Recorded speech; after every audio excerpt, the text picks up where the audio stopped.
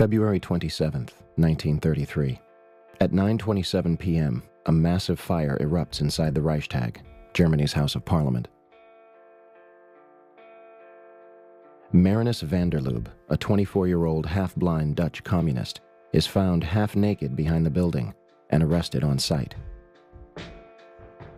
After an interrogation and trial, Marinus is beheaded 3 days before his 25th birthday. Historians argue that Gestapo police entered the Reichstag through an underground tunnel and soaked the building with chemicals and gasoline, with Marinus van der Lubbe arriving later to start the fire with his shirt. Later that evening, Adolf Hitler and Hermann Göring meet in front of the flaming debris to round up a list of communists and execute them that same night. The next day, Hitler passed the Reichstag fire decree, which suspended most civil liberties and banned publications considered unfriendly to the Nazi cause. Hitler then takes Nazi control of the German parliament, passes the enabling acts, and begins his invasion of neighboring countries, starting with Poland.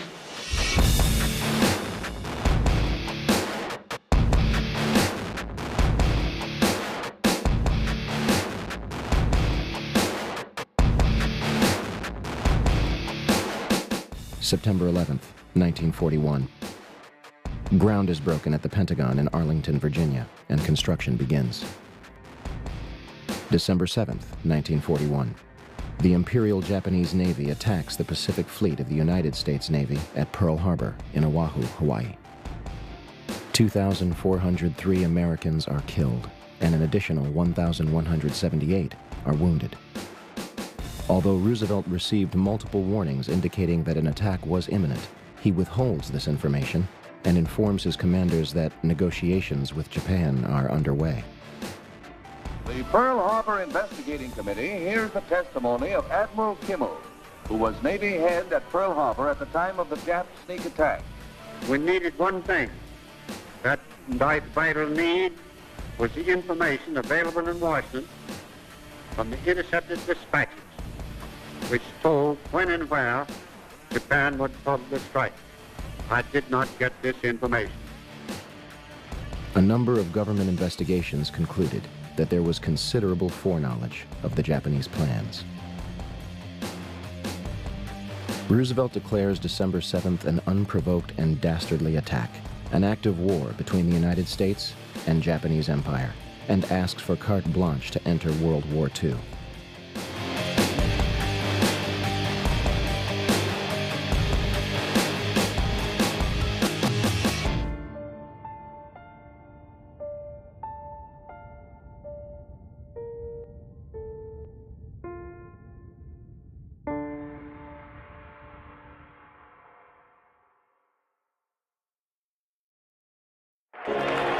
May 8th, 1945.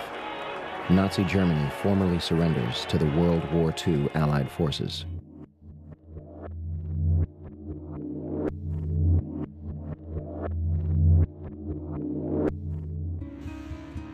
Beginning that month, the United States military begins recruiting the top rocket scientists from Nazi Germany.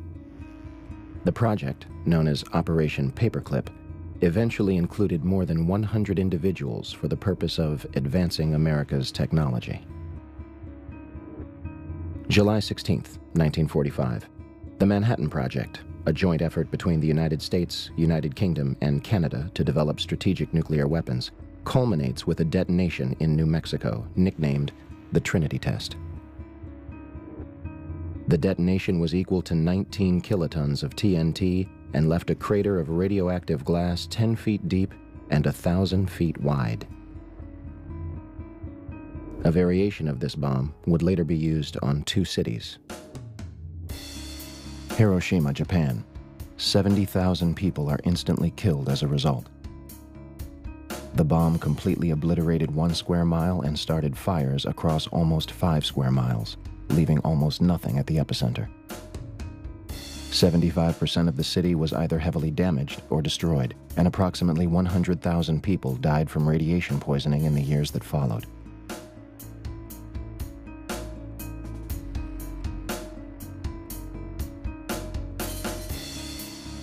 Nagasaki, Japan. 40,000 are killed and almost 30,000 are injured. The bomb destroyed 1 square mile and started fires almost 2 miles out. In the end, the Manhattan Project cost nearly $2 billion and employed more than 130,000 people at 3 different facilities across 3 different states. Research and design at Los Alamos National Laboratory and 2 sites built explicitly for the project. Uranium enrichment at Oak Ridge in Tennessee, and plutonium enrichment at the Hanford site in Washington State. At the time, it was the largest construction effort in United States history, and the entire operation was supervised by General Leslie Groves of the Army Corps of Engineers. Groves used a practice known as compartmentalization, which limits intelligence to a need-to-know basis and often leaves those working on the project in the dark. Entire communities and natives were literally packed up and moved out. Although tens of thousands of people were directly affected, the Manhattan Project was kept a secret. So secret that Vice President Harry Truman only became aware of it after President Roosevelt's death.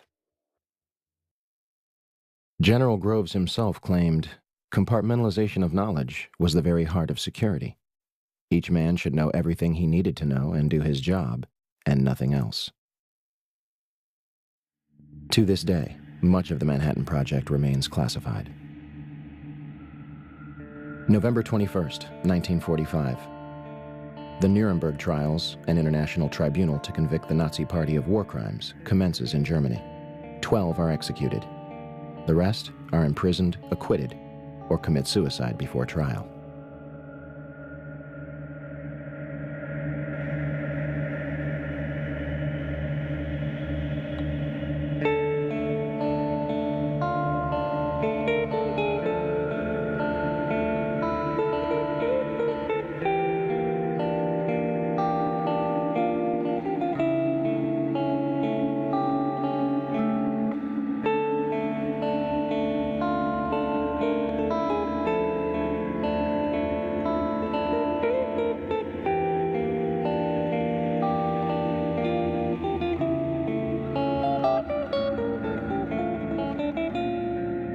And here is the presidential jet, U.S. Air Force number 1, printed on the side, and the crowd begins its cheer, which you can't hear. The car is now turning onto Elm Street, and it will be only a matter of minutes before he arrives at the trademark. I was on Simmons Freeway earlier, and even the freeway was jam-packed with spectators waiting their chance to see the president as he made his way towards the trademark. It appears as though something has happened in the motorcade route. Something, I repeat, has happened in the motorcade route. There's numerous people running up the hill alongside Elm Street, there by the Simmons Freeway. Just a moment, please. Something has happened in the motorcade route. Stand by, please. The President of the United States is dead. Swear that I will faithfully execute I will faithfully execute the office of President of the United States. August 4th, 1964. 2 American ships report that they are being attacked by North Vietnamese military units in the Gulf of Tonkin off the coast of Vietnam. President Lyndon Baines Johnson immediately declares it an unprovoked attack and orders retaliatory strikes against North Vietnam, asking Congress to authorize action in Southeast Asia. Believing Johnson's claims, legislators act quickly, giving him carte blanche to use military forces in Vietnam. However, documents declassified from the National Security Agency in 2005 confirm that the attack never took place. The Tonkin Gulf Resolution was signed by President Johnson on August 10, 1964. This decree was the doorway through which the United States officially walked into Vietnam.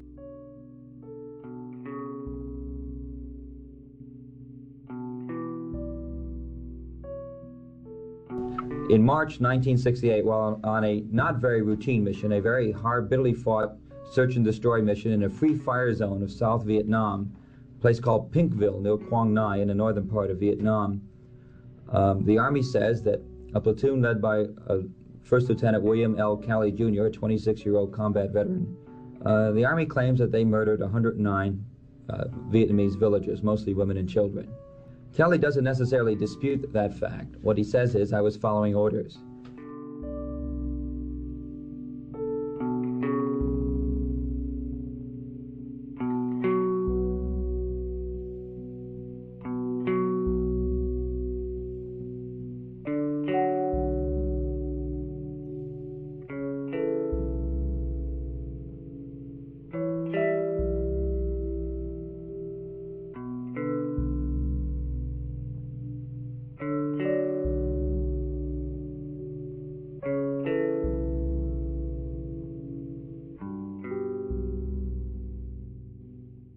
September 2000.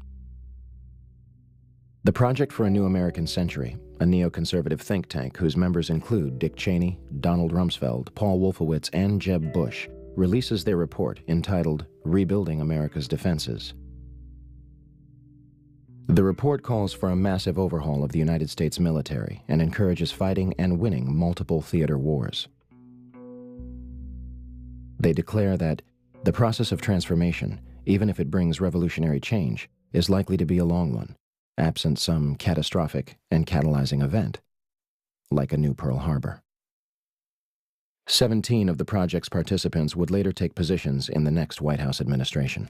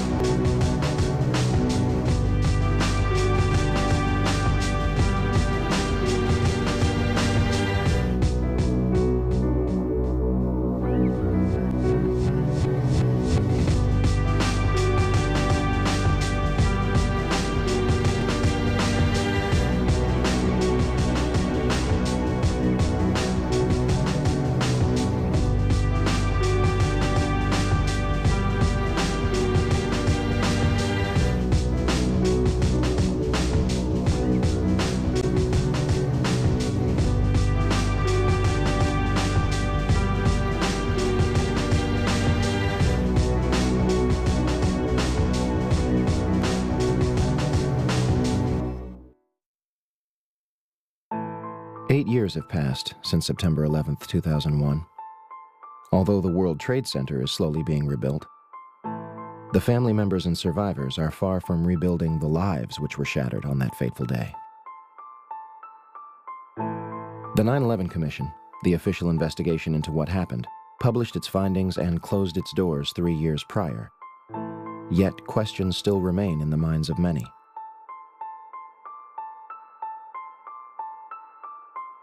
What could drive so many people to continue to question such a tragic event? The events of 9/11 were used to shape the Bush administration's entire foreign and domestic policy. If the details of the events are proven to be a lie, then the authenticity of the Bush administration's entire tenure should be in question. So we're going to take another look at September 11th, beginning with those reportedly responsible for the attacks.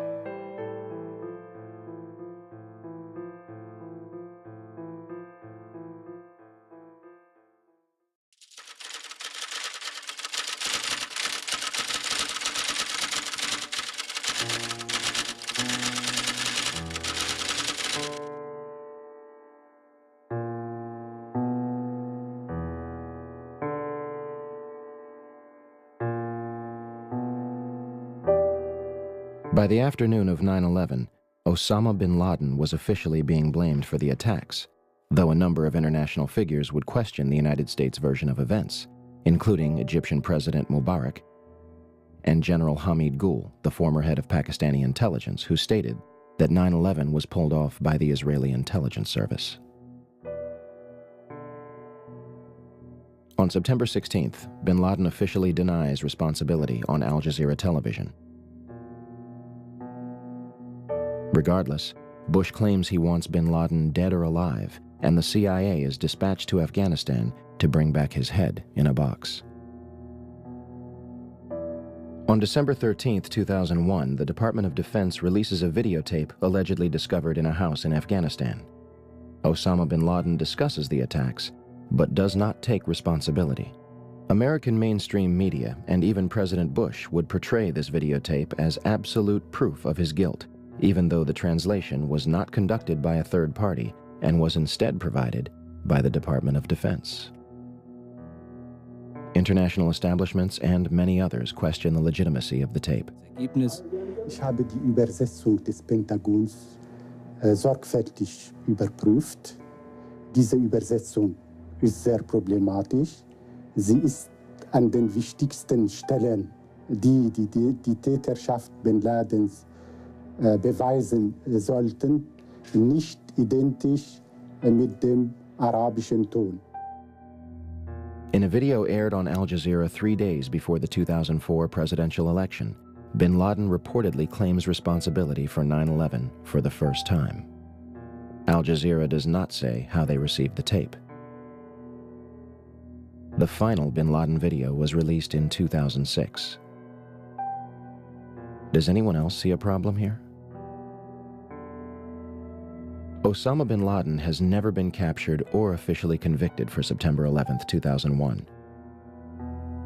Although audio tapes attributed to him are occasionally released, as of this date, he is considered dead by most. As for the hijackers, the 19 hijackers were painted as radical Muslims, sneaking into the United States without any problem and raising zero suspicion as to what they were planning. First, they were not devout Muslims spending their last days preparing for paradise. In the months and weeks before the attacks, some of the hijackers are spotted several times at strip clubs and make several unexplained trips to Las Vegas.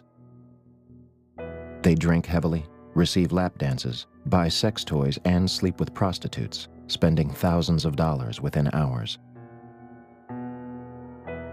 The 9/11 Commission claims that the United States only knew of 3 hijackers prior to the attacks: Nawaf al-Hamzi, Salem al-Hamzi, and Khalid al-Midar.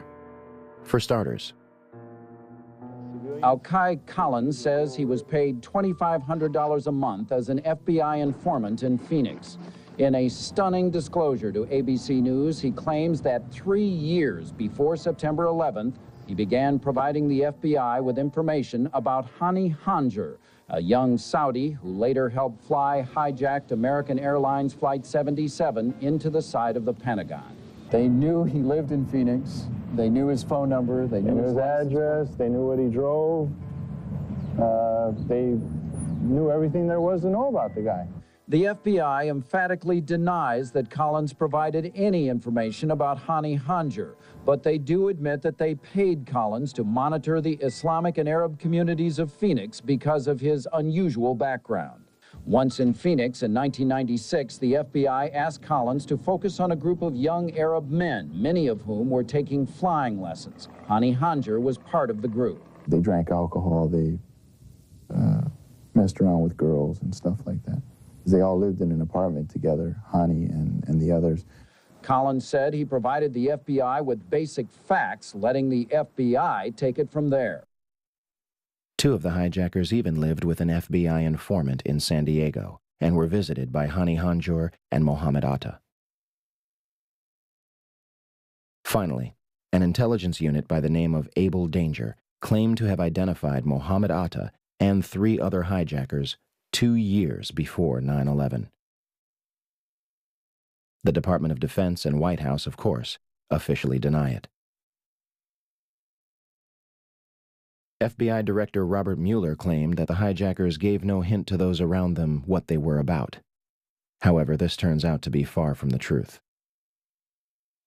Shortly after Atta arrived in the country, he tried to get the U.S. government to essentially finance his plot, seeking a loan from the Department of Agriculture. Janelle Bryant is the USDA loan officer in Homestead, Florida, who Atta approached in May of 2000. Bryant says it was this television commercial about how to borrow money from the government that led Atta to the USDA office, seeking $650,000 for what he described as crop dusting. He wanted to finance a twin-engine, 6-passenger aircraft and remove the seats. And he said he was an engineer, and he wanted to build a chemical tank that would fit inside the aircraft. Bryant turned Atta down, but she spent more than an hour with him, talking, she says, of bin Laden, Al-Qaeda, and targets. She says Atta became fixated with the aerial photo of Washington on her office wall. He pulled out a wad of cash about that big around and started throwing money on my desk. He wanted that picture really bad. He asked about the Pentagon and the White House and pointed them out. He asked about the Pentagon? Yes, sir, he did. In fact, he picked out where the Pentagon was. Bryant says Atta also asked her about security at the World Trade Center and what she knew of Chicago, Seattle, and Los Angeles. Hijacker Hamza El-Ghamdi had a flight booked for later on the day of 9/11, and 2 after 9/11, 1 from LA to San Francisco, and 2 within Saudi Arabia.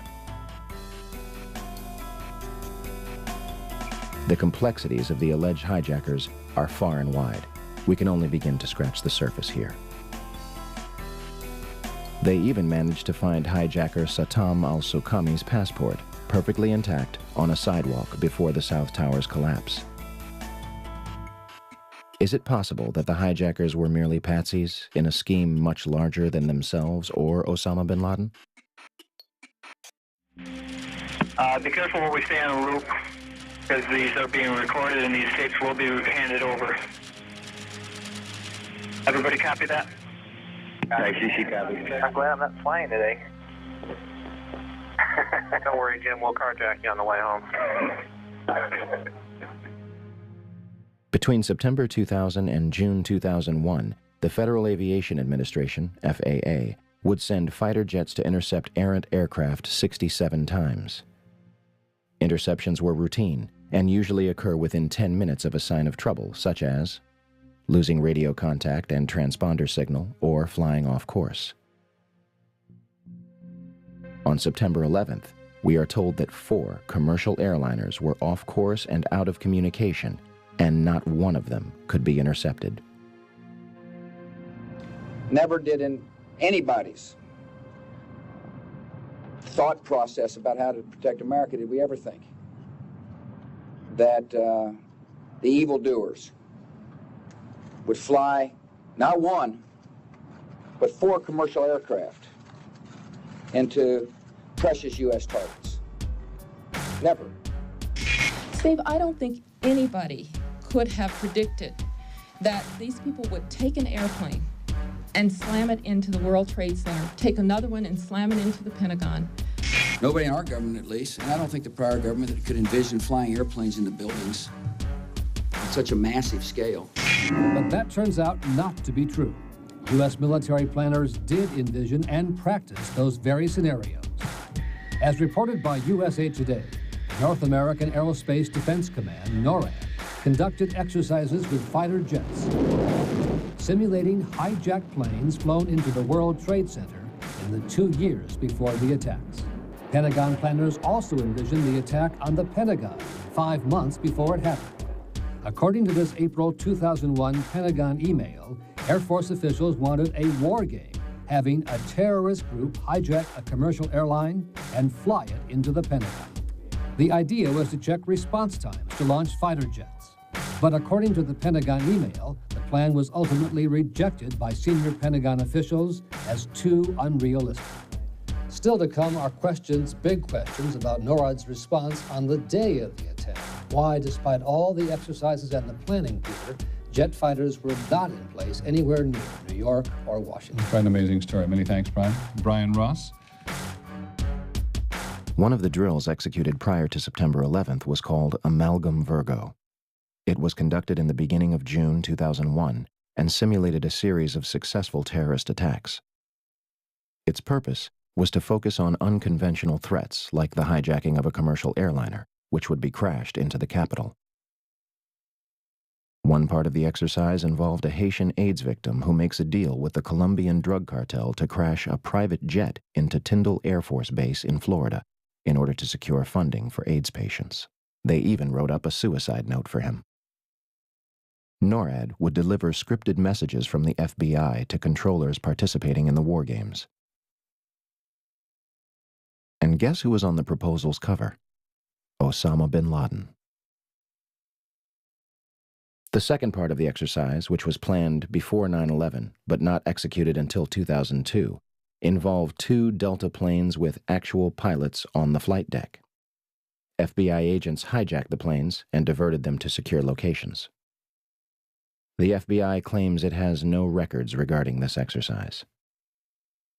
In fact, multiple war games were underway on 9/11 itself. But before we cover those,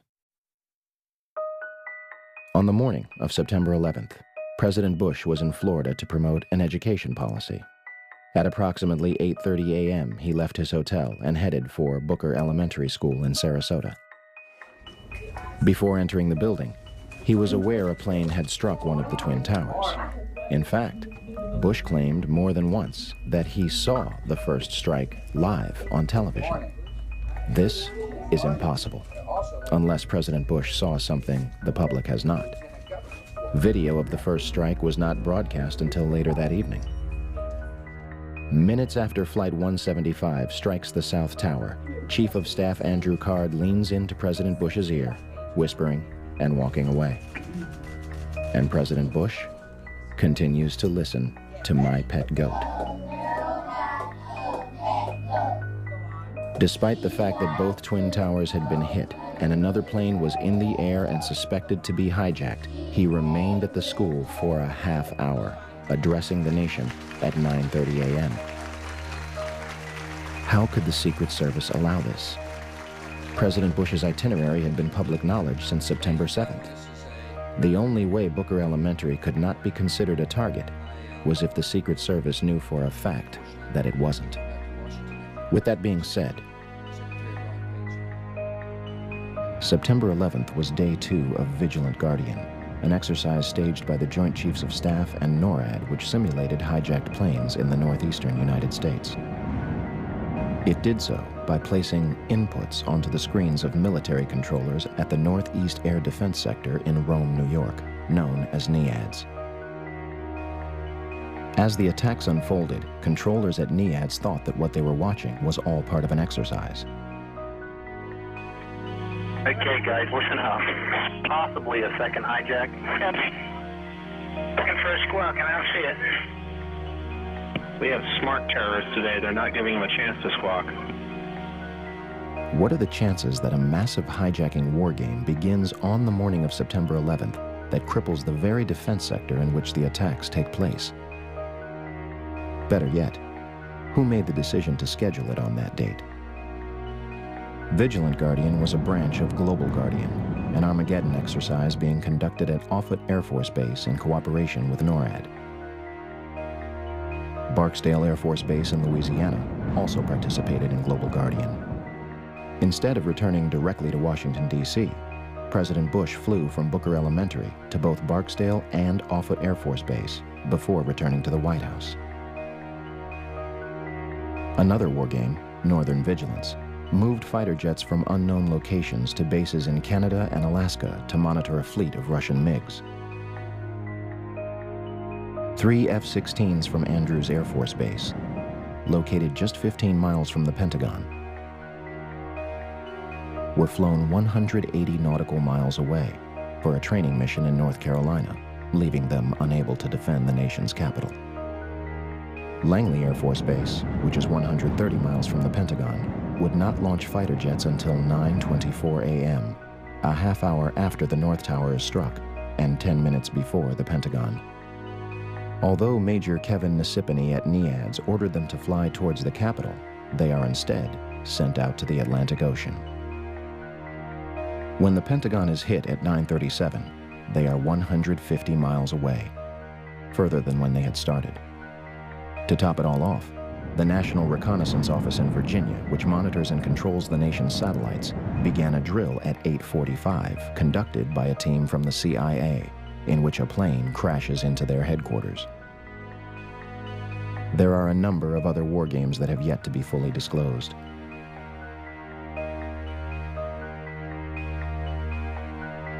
So, let's review.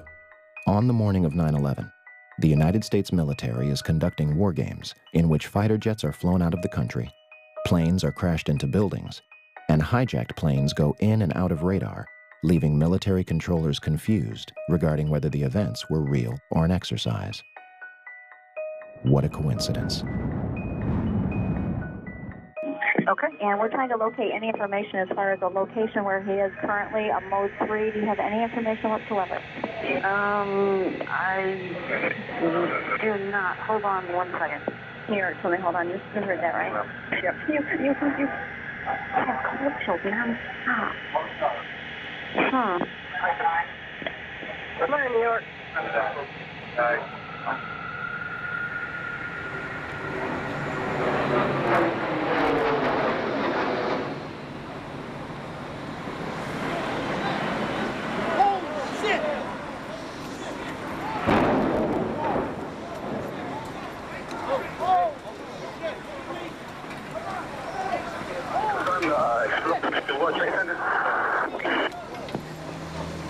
Responding 1063, World Trade Center. Listen, Central, be advised from our location now, I see heavy smoke coming from the building of the World Trade Center. At this time, I advise you that you send them a...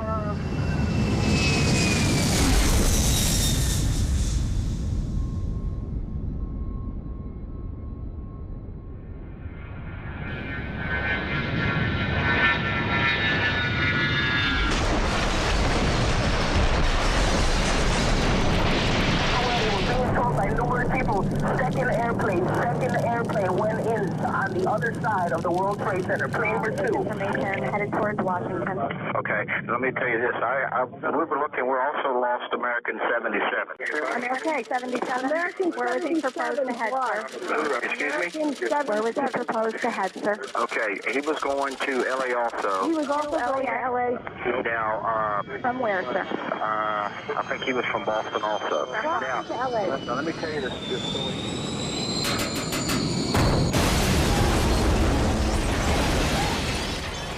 9:37 a.m., Arlington, Virginia. American Airlines Flight 77 crashes into the Pentagon, killing 125 people and injuring hundreds more. Pentagon authorities deny that the building had anti-aircraft defenses. The FBI arrives within minutes, and the site is declared a federal crime scene, becoming their exclusive responsibility. The Pentagon initially denies that their cameras captured the crash. However, in March 2002, 5 images are released to the press, though the Department of Defense does not take responsibility for their release. For years, those 5 frames were the only public footage of the Pentagon attack. That changes in October 2004, when Scott Bingham files a Freedom of Information Act requesting videotapes that captured the impact of Flight 77. Special Agent McGuire of the FBI located a CD-ROM that contains copies of 2 recordings made by security cameras, released on March 16, 2006.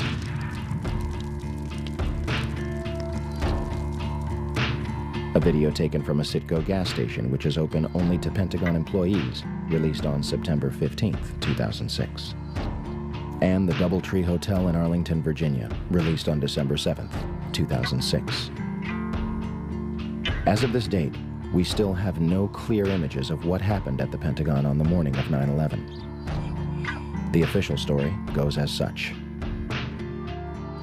American Airlines Flight 77 was taken over by 5 hijackers led by Hani Hanjour. Hanjour entered the United States in 1996 to become a professional airline pilot, though he did not complete a single course. On the morning of 9/11, Hani and his 4 accomplices traveled to Dulles International Airport outside Washington, D.C. They had spent the past weeks at the Valencia Motel in Laurel, Maryland, 6 miles from the National Security Agency. All 5 set off metal detectors and are subjected to additional screening. Yet, all of them proceed to board American Airlines Flight 77, which is described by the Washington Post as unusually light on passengers. Out of 188 seats, 64 would be filled. In fact, all 4 planes involved in 9/11 would be at approximately 30% capacity. The hijackers will board alongside Barbara Olson, the wife of Solicitor General Ted Olson, and a number of employees from Boeing, Raytheon, the Department of Defense, Lockheed Martin, American Airlines, the Navy, Army, and other government agencies. The hijackers would have only moments to subdue both pilots, remove them from the cockpit, and retain control of the plane. Flight 77 is allegedly taken over without incident at 8:51. No mayday, no evasive maneuver, no sign of struggle. All commercial pilots are trained to send a 4-digit code, 7500, in the event of a hijacking. We are told that none of the 4 pilots on 9/11 did so. The plane soon after begins turning off course. Flight 77's transponder shuts off, and it disappears completely from radar. Flight 77 allegedly flies completely undetected back to Washington from the Kentucky-Ohio border, reappearing on radar screens at 9:32.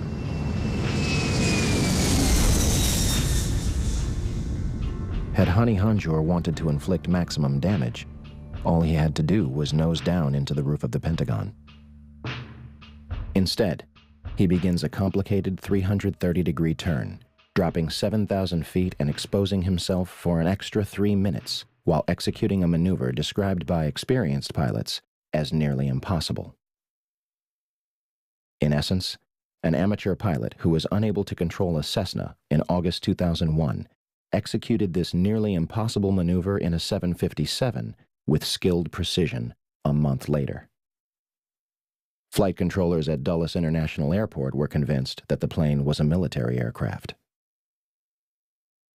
Todd Lewis is working radar at Dulles Airport. One of my colleagues saw a target moving from the northwest to the southeast. And it was just a countdown, 10 miles west. And she notified the supervisor. 9 miles west. But nobody knew that was a commercial flight at the time. Nobody knew that was American 77. What did you think? It was a military flight of some kind? I thought it was a military flight. I thought that Langley had scrambled some fighters, and it was almost a sense of relief. This must be a fighter. Maybe one of them got up there. It was really moving fast. It was moving very fast, like a military aircraft might move at a low altitude. This must be one of our guys, sent in, scrambled to patrol our capital. The 757 allegedly descends over a Sheraton Hotel, Navy Annex, and Citgo gas station before crossing Washington Boulevard. 5 light poles are struck and knocked out of the ground. One reportedly strikes a taxi. Flight 77 manages to hit the only section which was reinforced to withstand a terrorist attack.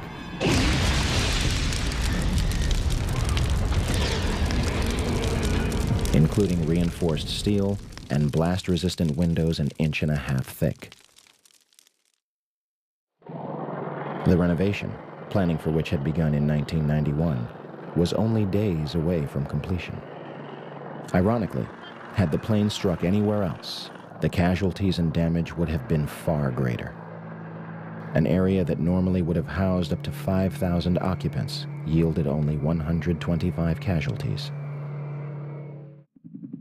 The section hit was the headquarters of Naval Operations, Naval Intelligence, and Navy Command Center. Army personnel were also killed, along with a number of accountants and budget analysts. The Arlington County After Action Report states that important budget information was in the damaged area. So what was left of Flight 77? Not much. These pictures were taken before the roof of the Pentagon had collapsed. The Pentagon's outer wall had a hole approximately 20 feet in diameter on the first and second floor, and visible damage 90 feet across the first floor. A Boeing 757 is 155 feet long, 44 feet high, has a 124-foot wingspan and weighs almost 100 tons. And it disappeared into this hole without leaving any substantial wreckage on the outside. There is no visible damage from where the wings or vertical stabilizer would have hit the building. The engines of a 757 are 6 tons each, comprised of both steel and titanium. If they slammed into the building at 500 miles per hour, where are the imprints? Where are the engines themselves? The 757 appears to have completely disappeared into the building. There are numerous parts to a 757 that are virtually indestructible, marked with a specific serial number tied back to the plane. To date, we have not seen a single piece positively identified as Flight 77's. Additionally, there was no impact damage to the lawn, meaning Flight 77 managed to strike the Pentagon while remaining a few feet above the ground. And out of the videos that have been released, none of them clearly depict a Boeing 757. Also, an exit hole inside the Pentagon is not explained by any official report. Despite what might have hit the building, why it was hit is much more important. Norman Mineta was Secretary of Transportation from 2001 to 2006. On the morning of September 11th, when the first plane struck the World Trade Center, Mineta headed to the White House to enter the Presidential Emergency Operations Center, or PEOC. At the May 2003 hearing of the 9/11 Commission, Mineta testified the following. During the time that the airplane coming in to the Pentagon, there was a young man who would come in and say to the Vice President, the plane is 50 miles out, the plane is 30 miles out.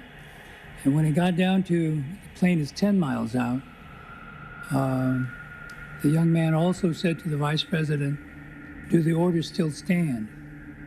And the Vice President turned and whipped his neck around and said, of course the orders still stand. Have you heard anything to the contrary? However, the 9/11 Commission concludes that Dick Cheney did not reach the PEOC until 9:58, more than half an hour later. The Secret Service claims that it has no record of when Dick Cheney entered the bunker. What were the orders? If they were to intercept Flight 77, why was it allowed to strike the Pentagon? Let's go to the trade tower again, because, John, we now have a... What do we have? We don't... Wow. It looks like a new plume, a new large plume of smoke. That's the scene at this moment at the World Trade Center. Dan Daler from ABC's Good Morning America is down in the general vicinity. Dan, can you tell us what has just happened? Yes, Peter, it's Don Daler down here. I'm 4 blocks north of the World Trade Center. The second building that was hit by the plane has just completely collapsed. The entire building has just collapsed, as if a demolition team set off. When you see the old demolitions of these old buildings, it folded down on itself, and it is not there anymore. Generally speaking, for a building to collapse in on itself like that, it would seem to indicate that there could have been an explosion, a bomb planted on the ground that would make the building collapse within itself. 10 o'clock Eastern Time this morning, just collapsing on itself. This is a place where thousands of people work. We have no idea what caused this. Almost looks like one of those planned implosions. If you wish to bring anybody who's ever watched a building being demolished on purpose knows that if you're going to do this, you have to get at the under infrastructure of a building and bring it down.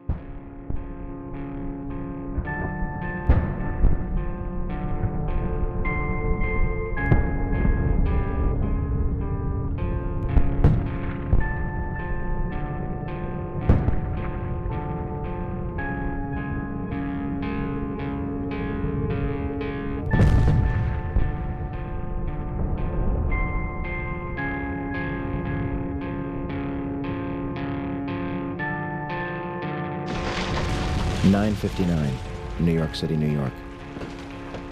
The South Tower of the World Trade Center collapses to the ground in approximately 10 seconds.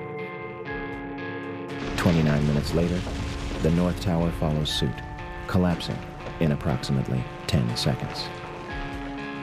Later that evening at 5:20 p.m., World Trade Center Building 7, a 47-story skyscraper 300 feet from the North Tower, suddenly collapses. The official explanation is that falling debris from the North Tower created a series of fatal fires inside the building.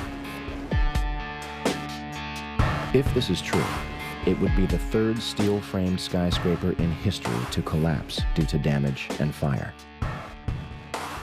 The first two would be the Twin Towers. August 5th, 1970. One New York Plaza, a 50-story office building, burned for over 6 hours between the 32nd and 36th floors. It did not collapse. February 23rd, 1991. One Meridian Plaza, a 38-story skyscraper in Philadelphia, burned for 18 hours across 8 floors. It is later described by officials as the most significant fire of the century. It did not collapse. May 4th, 1988. First Interstate Bank, a 62-story skyscraper in Los Angeles, California, burns for almost 4 hours, destroying 4 floors and damaging a 5th. It was one of the most destructive fires in United States history. The building did not collapse. Even the Twin Towers survived a number of fires. First, a series of fires in 1975, one of which was described as fighting a blowtorch. Then, another in 1999 on the 104th floor of the North Tower.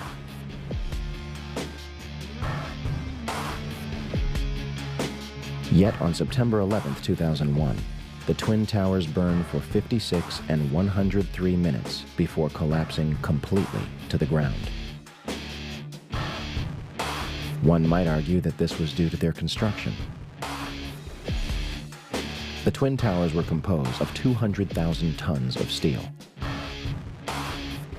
425,000 cubic yards of concrete, 106 elevators, 43,600 windows, and a 360-foot television antenna atop the North Tower. The core of each tower was a rectangular pillar 87 by 133 feet, comprised of 47 steel box columns ranging from 36 by 16 to 52 by 22 inches. The North Tower was completed in 1970, standing at 1,368 feet tall, and the South Tower was completed in 1973, clocking in at 1,362 feet tall, making them the tallest buildings in the world at the time. They were designed to withstand multiple impacts from a Boeing 707, which was the largest aircraft at the time. And we are told that these massive structures were destroyed by 10,000 gallons of jet fuel. A perfectly symmetrical collapse resulting from asymmetrical damage, with the collapse following the path of greatest resistance. The National Institute of Standards and Technology, NIST, eventually concluded in August 2005 that they found no evidence suggesting that the Twin Towers were brought down in a controlled demolition.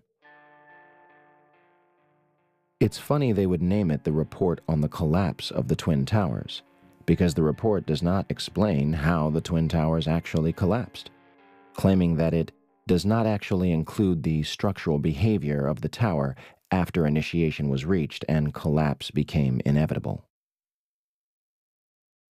10,000 pages, and not a single one to actually explain how the towers came down the way they did. NIST admitted in April 2007 that they are unable to provide a full explanation of the total collapse, and also that they conducted no tests for explosive residue. Luckily, somebody has. My name is Jeanette McKinley. I was a resident of Lower Manhattan, living directly across the street from the World Trade Center on September 11th. I'd been living there for 4 years. I loved living there. When I think back about it, it's really the time of my life. And so on September 11th, I was I was writing emails. I was sitting at my computer. Boom. I could immediately see the flames. I was close enough that I could literally just turn my head, and there it was with the building burning. I was with my friend Jim Lecce. We watched everything out the window. He was fixated, taking photographs, and whenever I mentioned leaving, he never wanted to leave. He said to me, "This is history. Don't you realize we are watching history happen? We're part of history. Why would we leave?" I was in the kitchen. I was in my kitchen. I had flowers in my hand, and the building starts coming down. Our windows blew in. He came running across the apartment.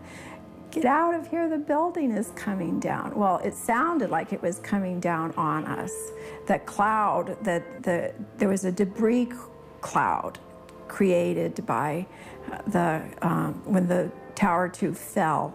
It created a debris cloud which became part of our life because it just burst in our window at 50 miles an hour. That whole cloud just came bursting in, and many people were wanting to investigate whether the collapses were actually controlled demolitions, as many people thought on the very day. Even the news commentators thought they were controlled demolitions. So there was a lot of controversy about whether they were or not. And friends of mine that knew that I had the dust were also knew a scientist, Stephen Jones, at BYU. My name is Dr. Stephen Jones. I have a PhD in physics from Vanderbilt University, 1978. I have a Bachelor of Science degree from Brigham Young University, 1973. I graduated magna cum laude. I went after the PhD work. I did postdoctoral work at Los Alamos Mason Physics Facility. In June 2007, I was examining a dust sample, which I'd obtained from Jeanette McKinley. I was using a loupe and also just looking at it with my eyes and an ordinary optical microscope, although stereo, so that I could see better in 3 dimensions. And what I found was a chip that looked like it might be a paint chip. I mean, early on I was thinking maybe not too interesting, but this chip was rather striking in its appearance. It had an orange-red color, first of all, and then I found several of these, and they all had some gray material adhering to the side of the red material. So layered. Later we found multiple layers, but most of these chips have 2 layers, red, gray. I did take one of these chips then to the electron microscope, the scanning electron microscope, and we looked at it with the electron microscope, and then we used a system where we could determine the elements. What we found in the red material is a combination of aluminum and iron oxide, and these are the components of thermite. Of course, now we looked with an electron microscope, we look deeper and deeper, a higher and higher magnification. And I pulled in a colleague of mine, Dr. Jeffrey Ferrer. He's an expert on the electron microscope machine. So he actually broke a piece off of one of these red chips, and then later he did 4 different samples, broke a piece off. That gives you a fresh surface. Because in the dust, there's all sorts of stuff. There's zinc and titanium and calcium, all sorts of stuff. So he broke off a tip, you see, so we could look at a fresh surface. And then what you see in all 4 samples that we studied in this detail: carbon, which is significant, oxygen, iron, and aluminum. We looked at this, and these again are the ingredients, except for the carbon. And we found that experimenters working with superthermite, trying to beef it up, make it more explosive, tailoring it to different weapons applications, they would have silicon in there and an organic material, which means a carbon. So a polymer such as Viton, they would add to this to give it the properties they wanted. So that fit. Now, see, that was surprising to me to see silicon and carbon, but then we find in the literature that's what these guys are doing in the weapons labs, Livermore and Los Alamos. They're adding organic, because that gives you a gas production. When the thermite goes off, now you also have gas production, which gives you the explosive force, for instance. I suggested that we take a sample of this red-gray chip material and run it through a very sensitive instrument called a differential scanning calorimeter. And he did that. What it does, you heat the temperature slowly, and a material will react if it's going to. And if it reacts and produces heat, you'll get a spike in your calorimeter. And then if it reacts quickly, it'll be a narrow spike. If it, say, burns over a long period of time, you'll see a big broad spike. And the total area there is the total amount of energy released. And it gives you a lot of information. What we found, what Dr. Ferrer found first, and he was real excited when he told me about this, he took one of these chips and he put it in the differential scanning calorimeter, and sure enough, it went off at right about 430 centigrade, but more importantly, the peak was high, which means a lot of energy released, and narrow, which means, in his terms, it blew up. You know, you say, man, this is it, this stuff blows up. It behaves just like it has the ingredients of nanothermite. He said, well, there should be, in a thermite reaction, you should produce molten iron. So you should see some spheres of iron. Think of spraying water in the air, and you get droplets that are more or less spherical because the surface tension pulls the liquid into a sphere. It's very simple. Same thing with molten iron from the thermitic reaction, whether it's ordinary conventional thermite or this super nanothermite. Either way, you get this molten iron, and you should get these droplets of iron. So we said we got to look for those. You know, if you don't find those, maybe who knows what it is. But we got to find droplets of molten iron. Otherwise, we're not sure we had the thermite reaction, the thermitic reaction. In this case, it's a nanothermite. So we looked, and wow, what a beautiful sight! As you look at this, after the red material is reacted, there are these little spheres, just tons of them. And we compared the traces that we got in this sophisticated calorimeter with traces obtained with known thermite. These are published data, and our peak is actually narrower. I mean, this stuff goes off with very rapidly, and with more energy also than had been reported by these other researchers working with known nanothermite. As if explosive residue in the dust was not enough, there are other disturbing aspects of the Twin Towers' collapse.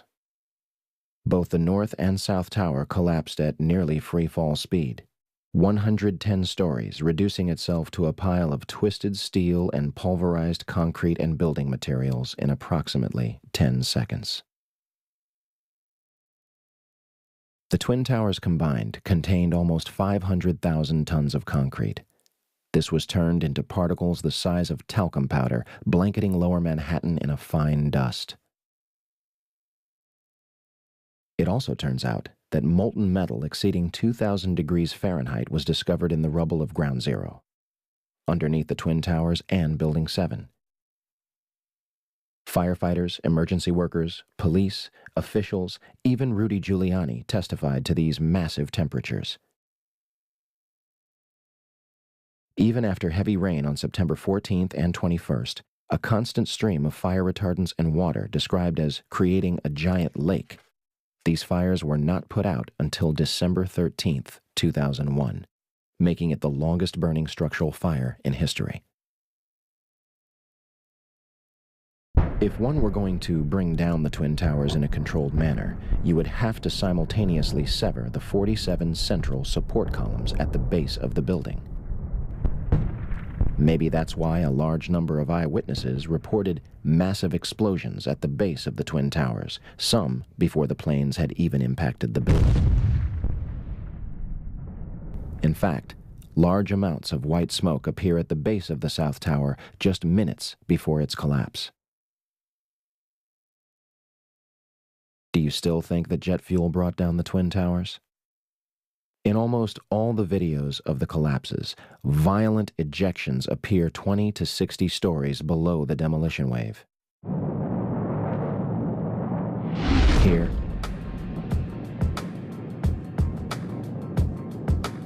here, here,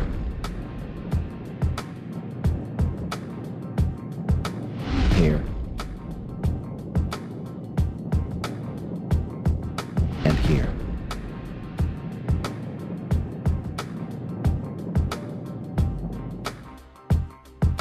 I know what you're thinking. If explosives or incendiaries were in the building, how would they get in there without anyone noticing? A December 2000 assessment of the World Trade Center recommended immediate renovation work on the steel columns contained within elevator shafts of both Twin Towers. Turner Construction, a company located on the 38th floor of the North Tower, was selected to do the job. Turner's CEO at the time was Tom Leppert, who had personal ties to George W. Bush and Carlos Gutierrez, Secretary of the Department of Commerce. The Department of Commerce is in charge of NIST, an agency that may sound familiar. Turner Construction also did fireproofing work on the very floors that were struck by Flights 11 and 175. Of course, all documents pertaining to Turner's work on the Twin Towers were destroyed on 9/11. In addition, President Bush's brother, Marvin, was on the board of directors at Securicom from 1993 until fiscal year 2000. Securicom, later known as Stratesec, was an electronic security company backed by Kuwait American Corporation, which provided security for United Airlines, Dulles International Airport, and from the early 1990s up to 9/11, the World Trade Center. According to the Port Authority, there are no records pertaining to the work that the company performed on the World Trade Center. So, a company with ties to the government agency that eventually investigated the collapse was responsible for doing renovation work inside the Twin Towers, and the building's security was run by a company with family ties to President Bush. And we have no records to prove what they did inside the buildings. Nothing suspicious there. I often get asked, well, exactly how did they use this nanothermite in the buildings? It's as if there are people just trying to cast doubt, as if you can't explain everything, you have nothing. That's, of course, absurd. We have found explosive, unexploded, but explosive material in the dust. Now the next step is to find out who did it. So in other words, we've done the forensic CSI-style science. Now we need the criminal investigation to go along with that, to find out who could have made this stuff, first of all, and then who did make it. And then from there we can find out who ordered it being made and why. If only we could have examined the steel from the World Trade Center. Unfortunately, the debris was almost immediately shipped overseas, being sold to the lowest bidder. This is destruction and removal of evidence from a crime scene. Family members and engineers were outraged at the decision and demanded that the steel be preserved for investigation. Bill Manning of Fire Engineering magazine publicly labeled the cleanup at Ground Zero a half-baked farce. Yet the operation continued until the site was officially clear on May 30th, 2002. Regardless of how it was done or who was responsible, what happened to the Twin Towers seems obvious enough. They were brought down in a highly engineered, unconventional, controlled demolition. It was a psychological attack on the American people, and it was pulled off with military precision.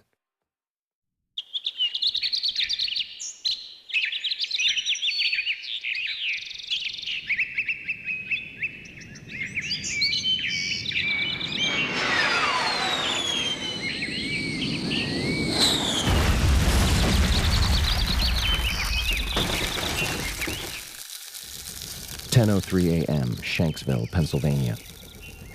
United Airlines Flight 93 allegedly crashes into an abandoned strip mine at 580 miles per hour, 20 minutes flying time from Washington, D.C.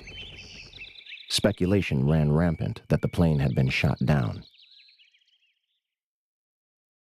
First, the story was that passengers overtook the plane and sacrificed themselves to prevent further casualties. The 9/11 Commission eventually concluded that hijacker Ziad Jarrah crashed the plane into the ground. They also claim that the military did not know about Flight 93 until 10:07 a.m., 4 minutes after it had allegedly crashed. So, what trace was left of Flight 93? Yeah, we want to take our viewers live to Shanksville, Pennsylvania. Our Brian Cabell is standing by. This, of course, is the site where United Airlines Flight 93 crashed on its way from Newark to San Francisco, crashed on Tuesday. And I understand in this investigation there's some breaking news. Brian, what can you tell us? Well, Darren, in the last hour or so, the FBI and the state police here have confirmed that they have cordoned off a second area about 6 to 8 miles away from the crater here where this plane went down. This is apparently another debris site, which raises a number of questions. Why would debris from the plane, and they identified it specifically as being from this plane, why would debris be located 6 miles away? Could it have blown that far away? Seems highly unlikely. Almost all the debris found at this site is within 100 yards, 200 yards away. So it raises some questions. We don't want to over-speculate, of course. It seems to me from covering a number of plane crashes on the scene that, if nothing else, you can say this is not typical for a plane crash to be spread across an area this large. It certainly doesn't make sense because most of the debris has been found in a very compact area within 100 yards, 200 yards, maybe a little beyond that. And then all of a sudden they're telling us 6 miles away they have another concentration of debris. They say it's very small pieces. Most of these are very small pieces. Most of the pieces here are no bigger than the size of a briefcase, they say, and the pieces 6 miles away maybe even smaller than that.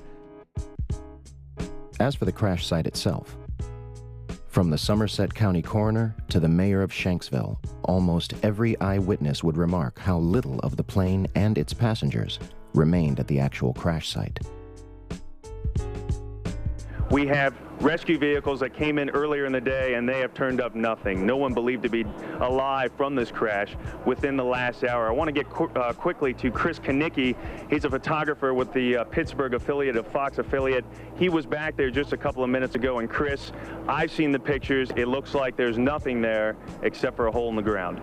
Basically, that's right. The only thing you could see from where we were was a big gouge in the earth and some broken trees. We could see some people walking around in the area, but from where we could see, there wasn't much left. Any large pieces of debris at all? No, there was nothing that you could distinguish that a plane had crashed there. Smoke, fire?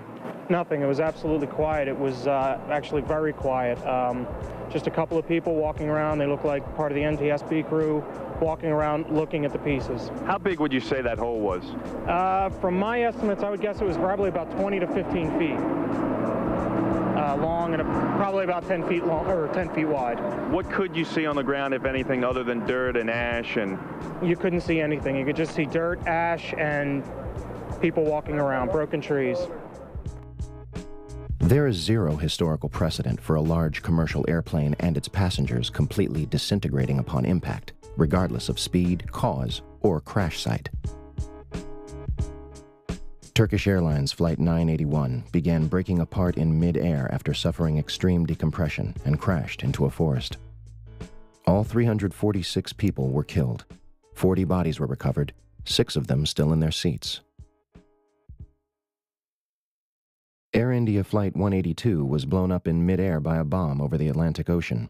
Wreckage from the plane and 131 bodies were recovered, with autopsies performed. Japan Airlines Flight 123 suffered mechanical failures 12 minutes into its flight and crashed into a mountain. It remains the single deadliest aircraft incident in history. Wreckage and even 4 survivors out of the 500 passengers were recovered. Those are just 3 examples. And yet, on September 11, 2001, we are told that a 757 crashed into a field and left virtually no identifiable wreckage or passengers. The Department of Environmental Protection also reported in October 2001 that no trace of jet fuel was found in groundwater or soil at the crash site. Flight 93 allegedly crashed with over 5,000 gallons, 37,500 pounds of jet fuel left. How is this possible? In 2006, during the trial of the alleged 20th hijacker Zacarias Moussaoui, the FBI provided a batch of evidence that allegedly survived a catastrophic crash in near-perfect condition. Among the exhibits were a red bandana, a Kingdom of Saudi Arabia driver's license, John Talagnani's driver's license, and flight attendant C.C. Lyle's personal effects, including her driver's license and Marriott hotel card. Although a 757 managed to obliterate itself upon impact, fragile material known as paper and fabric managed to survive nearly without a scratch. The FBI also releases pictures of an engine and 2 pieces of fuselage. It is unspecified where those were found. What really happened near Shanksville, Pennsylvania on 9/11 remains a mystery. But one thing seems clear. A 757 did not crash intact into a field in Shanksville, Pennsylvania.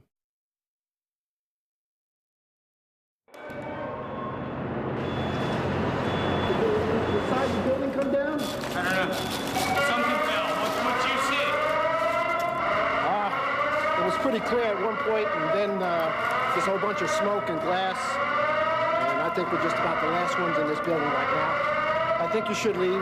Everybody else is gone. Okay. I'll just make sure that there's nobody else coming downstairs. What happened? I hear the top of the building fell down. In 1984, construction began on World Trade Center Building 7, a 47-story office building 300 feet away from the North Tower. It opened to the public in 1987 and housed offices for Department of Defense, Internal Revenue Service, and was also the Secret Service's largest field office. Building 7 was considered the Central Intelligence Agency's largest station outside of Washington, D.C. The details of the office's functions remain classified. The Securities and Exchange Commission was also using the building to store 3,000 to 4,000 files related to their investigations. And, of course, they have no record of what those files were. On June 8, 1999, Mayor Rudolph Giuliani's Office of Emergency Management Command Center on the 23rd floor is opened. The new facility is located in downtown Manhattan, across the street from the World Trade Center's Twin Towers. The command center on the 23rd floor is bulletproof and bomb-resistant, with its own air supply and generators. It's linked to city airports, the Coast Guard, and the Pentagon. Computers will soon have detailed blueprints of every major building in New York City, as well as evacuation routes. Hurricanes and heat waves would be handled here, as well as terrorist attacks. Though New York officials say their facility is not impenetrable, they're confident it could handle even the worst crisis imaginable. Deborah Fayerick for CNN, New York. On the morning of 9/11, before the first plane strikes the North Tower, Building 7's alarm system was unexpectedly placed on test status at 6:47 a.m., for a scheduled period of 8 hours. This normally occurs during maintenance, and any fire alarms from the building were to be disregarded. After the second plane strikes the South Tower, Building 7's power was deliberately shut off and its tenants evacuated. Following the collapse of the North Tower, almost all of the surrounding World Trade Center buildings were completely destroyed, but the structures remained standing. Building 3, a 22-story building directly below the Twin Towers, was split in half by the South Tower's collapse. Although the building was severely crushed by falling debris, the structure remained standing. Building 4, a 9-story building east of the South Tower, was almost completely flattened. The remaining structure did not collapse. Building 5, a 9-story building east of the North Tower, suffered from severe fires and structural damage. Building 6, an 8-story building between the North Tower and Building 7, suffered a giant gouge in its roof and severe fires. Neither Building 5 or 6 suffered a collapse. Neither did the Deutsche Bank building, which stands to this day and is currently being demolished beam by beam. Neither did the Millennium Hotel across the street. Building 7, a 47-story office building hundreds of feet away, burns controllably over a few floors and suffers structural damage to its south face before collapsing completely to the ground at near free fall speed. The collapse of Building 7 was rarely reported on the day of and after 9/11. Yeah, it's very strange that that was not even hit by a jet, and yet it falls very rapidly and essentially straight down into its footprint. Although the collapse of Building 7 was clearly a phenomenon and further investigation was needed, the building's steel was removed from the site and destroyed. No pieces were recovered from the debris for analysis. However, FEMA's volunteer investigators revealed after their limited studies that some pieces of steel from the rubble of Building 7 experienced something never before seen in an office fire. Some pieces of steel had large holes burned through them, evidence that a high-temperature corrosive material had formed and burned through the beams, suggesting temperatures of over 1,000 degrees Celsius were present. But what the Worcester Polytechnic Institute scientists reported was that steel, as they looked at it, using similar methods to what we've used on the red grade chips. These are electron microscope methods and X-ray EDS methods. They found high temperature, indication of very high temperatures, oxidation and sulfidation, sulfur in the steel. Yet, this phenomenon will not be mentioned again, either by FEMA or other agencies investigating the collapse. Now let's fast forward to August of last year, 2008. NIST finally came out with their preliminary report. Now, it's very interesting. They ruled out diesel fuel fires. They said it is due, and they also ruled out any type of fatal damage from the towers collapsing, particularly the North Tower, which is across the street, Vesey Street, I think. And so there's some damage, sure, but they ruled out it was not fatal, and it did not contribute to the initiation of the collapse. That's what NIST says, and I agree with that. When questioned at a public comment session after the draft's release, NIST was forced to acknowledge that the collapse of WTC-7 experienced a period of free fall for 105 feet. That is acceleration at 32.2 feet per second squared, which is just dropping a ball in a vacuum, and that's how fast it accelerates. Finally, in their final report, they have this agreement, having been with Chandler and with my comment also, that there was indeed acceleration, not just constant speed, and acceleration at the acceleration due to gravity. In other words, free fall. And they even mentioned free fall for about 105 feet. That's about 8 stories. Now that means, according to what they had previously said in August, which is correct, earlier, August 26th, nothing is in the way of the roof. Nothing. Now you can see in the videos there's a lot of floor is still intact as the roof is moving as a block. So somewhere down below, there's about 8 floors that have been obliterated. I mean, you can't just have the floors sitting there stationary. because that would be mass in the way, and that would slow this acceleration down. Nothing's in the way.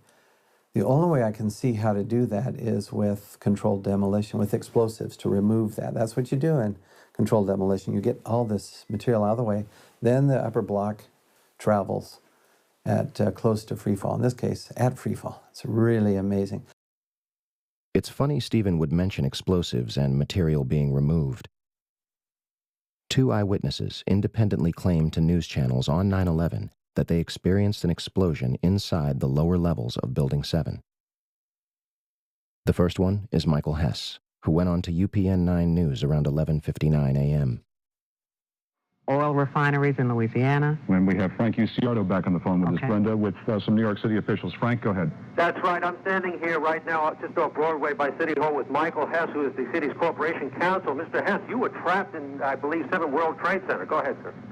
Yes, I was. I was up in the emergency management center on the 23rd floor, and when all the power went out in the building, another gentleman and I walked down to the 8th floor where there was an explosion, and we've been trapped on the 8th floor with smoke, thick smoke all around us for about an hour and a half. But the New York Fire Department, as terrific as they are, just came and got us out. And the second is Barry Jennings, who went on to ABC 7 shortly after noon. We're going to bring more of those to you now. Barry Jennings, you were on the 8th floor. You work for the City Housing Department. Explain to me the moment of impact. Well, me and Mr. Hess, the corporation counsel, were on the 23rd floor. I told him we got to get out of here. We started walking down the stairs. We made it to the 8th floor. Big explosion. Blew us back into the 8th floor. And I turned to Hess. I said, this is it. We're dead. We're not going to make it out of here.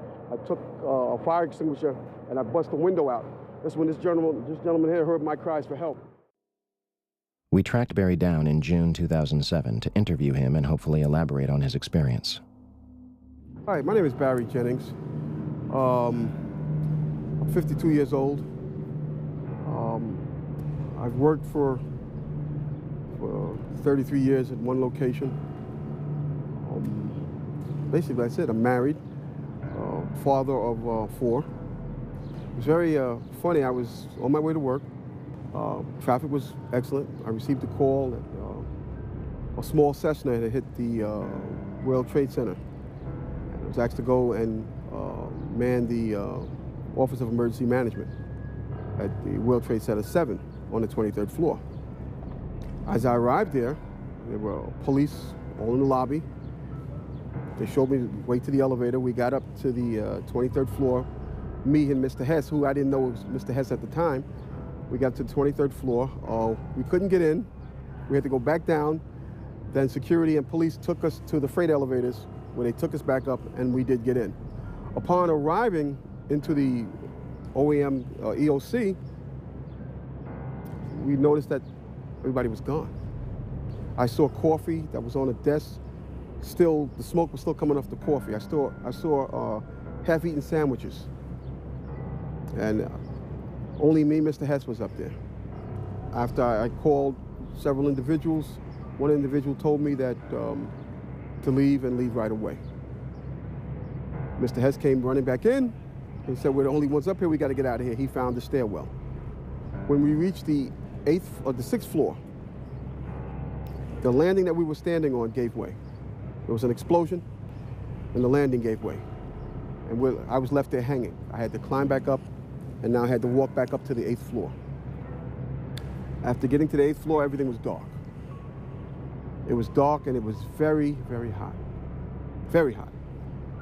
I asked Mr. Hess to test the phones as I took a fire extinguisher and broke out the windows. Once I broke out the windows, I could see outside below me. I saw police cars on fire, buses on fire. I looked one way, the building was there. I looked the other way, it was gone. I was trapped in there for several hours. I was trapped in there when both buildings came down. The firefighters came, they came to the window, and because I was going to come out on the fire hose. I didn't want to stay there any longer, it was too hot. I was going to come out on the fire hose. They came to the window, and they started yelling, do not do that, it won't hold you. And then they ran away. See, I didn't know what was going on. That's when the first tower fell. When they started running, the first tower was coming down. I had no way of knowing that. Then I saw them come back. Now I saw them come back with more concern on their faces. And then they ran away again. The second tower fell. So as they turned and ran the second time, the guy said, "Don't worry, we'll be back for you." And they did come back. This time they came back with 10 firefighters. And they kept asking, "Where are you? We don't know where you are." I said, "I'm on the north side of the building," because when I was on the stairs, I saw north side. All this time, I'm hearing all type of explosions. All this time, I'm hearing explosions. And I'm thinking that maybe it's the buses around me that were on fire, the cars on fire. I don't see no, but I'm still hearing these explosions. When they finally got to us, and they took us down to what they called the lobby, because I asked them, I said, when we got down there, I said, "Where are we?" He said, "This was the lobby." And I said, "You gotta be kidding me." It was total ruins. Total ruins. Now keep in mind, when I came in there, the lobby had nice escalators. It was a huge lobby. And for me to see what I saw, it was unbelievable. And the firefighter that took us down kept saying, "Do not look down." And I kept saying why. He said, "Do not look down." And we were stepping over people. And you can feel when you're stepping over people. They took us out through a hole that I don't know who made this hole in this wall. That's how they got us out. They took us out through a hole, through the wall, to safety. As they were taking me out, one firefighter had fallen. I believe he was having a heart attack. But before that, this big, giant police officer came to me. And he says, "You have to run." I said, "I can't run. My knees are swollen." He said, "You're going to have to get on your knees and crawl in." He said, "Because we have reports of more explosions." And that's when I started crawling. And I saw this guy fall behind me. And his comrades came to his aid. They dragged him to safety. I was looking for an ambulance for my knees. And at that time, they told me, "We got to walk 20 blocks to refuge." Before I got there, Eyewitness News grabbed me and started interviewing me.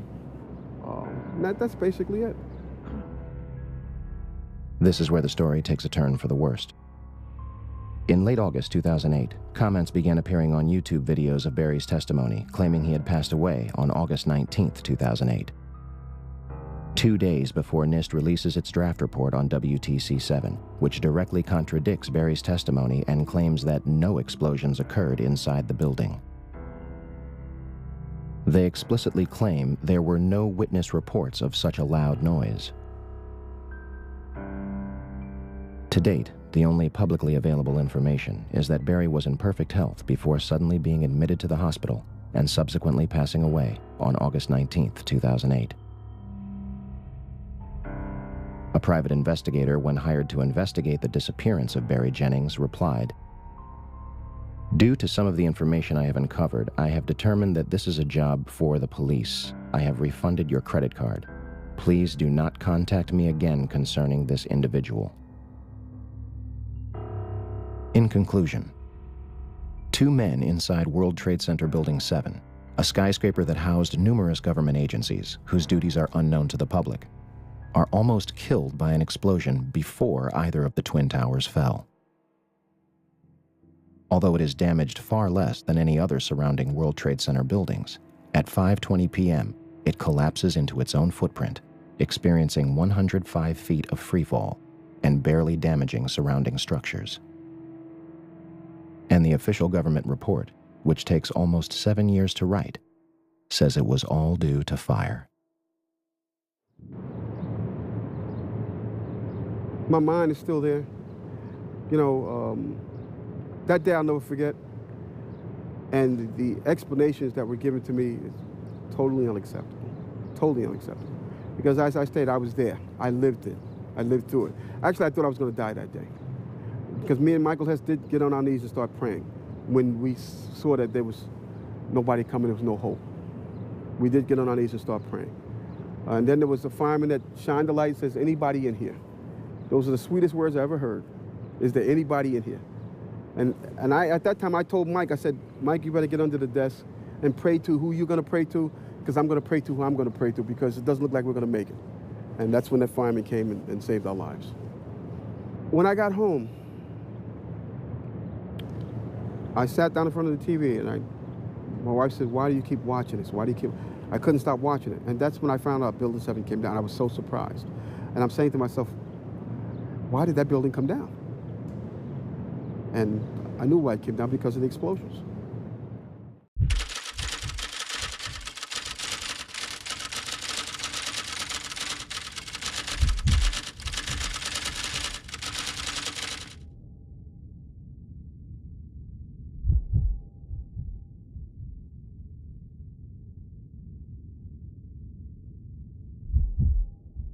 So, where do we go from here? Your reaction to this will be either an emotional one or a logical one. You will deny that these things are possible and insist that this information is ridiculous and go about your life. Or you will acknowledge a number of serious, glaring issues with the United States story of 9/11 and do your part to further a new criminal investigation into the day's events. How long will the American public or the world wait for the truth about September 11th? How much louder will the family members and survivors have to scream for answers? September 11th was not just a terrible tragedy that took the lives of thousands of innocent people. It was an American coup, a violent and aggressive seizure of power and a transformation of both foreign and domestic policy. The slaughter of civilians in broad daylight as a means of promoting an agenda. This is not a new concept. Meet Smedley Butler. His father was both a lawyer and a politician. He was elected to the House of Representatives in 1897. He joined the Army at the age of 16, and at the age of 48, he became the Army's youngest Major General. He was twice decorated with the Congressional Medal of Honor. In July 1934, Butler was approached by two men who offered him $30 million and the support of 500,000 troops and the mainstream media to lead a coup against President Roosevelt and remove him from office. Butler pretended to go along with it, eventually meeting with the main conspirators behind the plot. The DuPont family and leaders of U.S. Steel, Heinz, Standard Oil, General Motors, Chase National Bank, Goodyear Tires, and last but certainly not least, Prescott Bush himself, President George W. Bush's grandfather. The intention was to install a fascist regime like the ones in Nazi Germany and Communist Russia, in hopes of beating the Great Depression. Butler attempted to blow the whistle on the plot, testifying before a committee of House Representatives John McCormick and Samuel Dickstein. Want to guess what happened? The representatives believed Butler, but refused to pursue the people responsible. The media turned on Butler, calling his allegations a hoax, perfect moonshine, as one put it. President Roosevelt eventually cut a deal with the plotters, and nothing more came of it. America was hijacked on September 11, 2001. Not by Osama bin Laden and his al-Qaeda network with box cutters directed from a cave in Afghanistan, but by a group of tyrants, ready and willing to do whatever is necessary to keep their stranglehold on the United States of America. A group beyond any one man or any one administration. Until there is a new investigation into the events, we will not go away. We will not be silent. Ask questions. Demand answers. We show the towers for the ashes like they were laced with bombs. And ever since we've been at war like Genghis, calm and fiendish for a fascist world state. An Orwellian nightmare with righteous strip bare. Get prepared for the future of wiretaps. Cameras on every corner. Black water sharpshooters with scopes locked on ya. The Patriot Act has us watching our backs. They front like they're here to save us while they're on the attack. And we act like we didn't see it coming from a nation built by theft and genocide. Gunning down opposition, listen, worldwide is well known that America will eat its own. So long to what you thought was democratic. These times are catastrophic, cause war is a means to profit. Control and manipulate the masses, it's classic. Evil caskets, be full of people blasted. They lie, they scam, they cheat and steal. They plot, they fund, they act, it's real. They watch, they hunt, they punish and kill. Welcome to the aftermath. They lie, they scam, they cheat and steal. They plot, they fund, they act, it's real. They watch, they hunt, they punish and kill.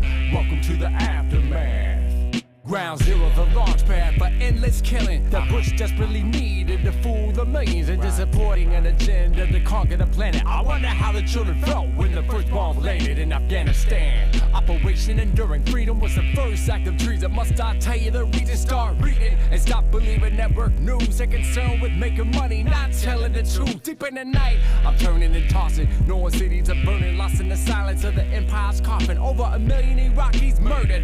Human beings never to be seen again or heard of. Now who's next in the name of America, famous for heinous war acts? Vain, insane leaders feed us lies and ignore facts. But factors were smarter and stronger than what they hoped for. The war on terror, deceptive like Reagan's Coke War. They lie, they scam, they cheat and steal. They plot, they fund, they act, it's real. They watch, they hunt, they punish and kill. Welcome to the aftermath. They lie, they scam, they cheat and steal. They plot, they fund, they act, it's real. They watch, they hunt, they punish and kill. Welcome to the aftermath. 20 years from now, what will Americans be like? Slaves will behave to human beings with rights that we fight. We might still have a chance instead of hoping for change. We gotta advance, take a stance and be heard.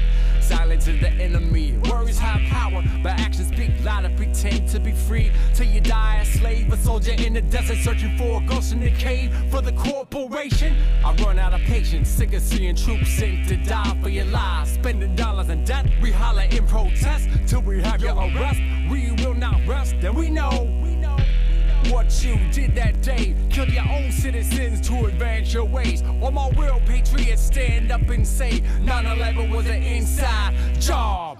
They lie, they scam, they cheat and steal. They plot, they fund, they act, it's real. They watch, they hunt, they punish and kill. Welcome to the aftermath. They lie, they scam, they cheat and steal. They plot, they fund, they act, it's real. They watch, they hunt, they punish and kill. Welcome to the aftermath.